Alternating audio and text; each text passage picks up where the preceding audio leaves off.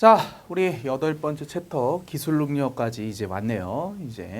자, 8번째 챕터 기술 능력 부분에 대해서 우리 1차적으로 이제 일단 정의를 좀 해봅시다. 자, 기술 능력 부분은 어떤 내용들을 담고 있냐면 아무래도 업무를 수행하는 과정에서 여러 가지 기술적인 요소들이 요구되는 경우가 간혹 존재합니다. 예를 들어서 기술직과 관련된 업무들을 수행을 하다 보면 그 기술에 대해서 여러분들이 어느 정도의 이해도가 요구되고요. 그리고 그 기술을 상황에 맞게 적절하게 활용할 수가 있어야 돼요. 자, 그러니까 이런 기술의 선택과 기술의 어떤 적용, 그리고 그 기술 과정에 대해서 기본적으로 활용할 수 있는 능력들을 평가하기 위해서 바로 이 기술 능력 부분을 평가를 한다.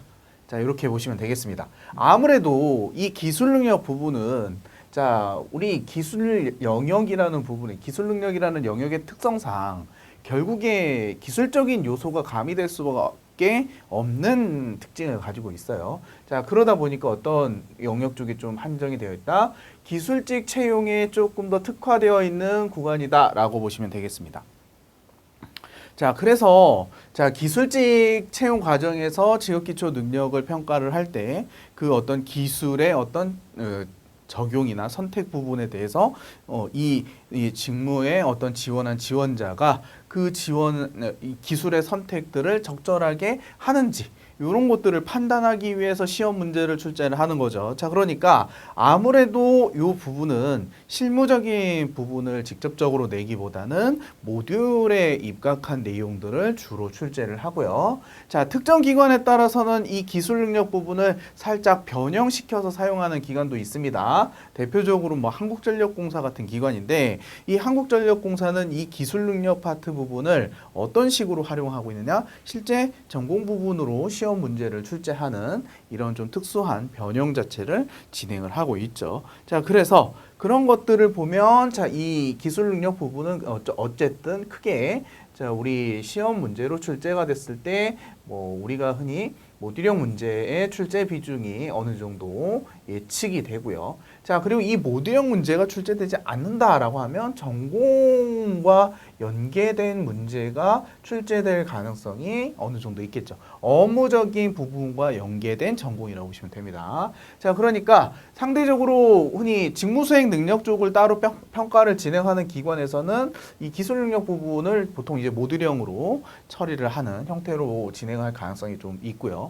아예 이 기술 능력 자체를 생략하는 경우도 존재를 할 겁니다. 반면에 우리 기술 능력을 포함을 시켜서 전공 연계 패턴을 평가하는 기관도 존재할 수 있기 때문에 이 기술 능력 부분은 실제 시험에서의 등장 가능성은 그렇게 높은 편은 아니다. 기술직 쪽에서는 뭐 무조건 거의 대부분 등장한다라고 가정하는 게 맞겠지만 나머지 기관들에서는 아무래도 선택 자체가 조심스럽다라고 보시면 되겠습니다.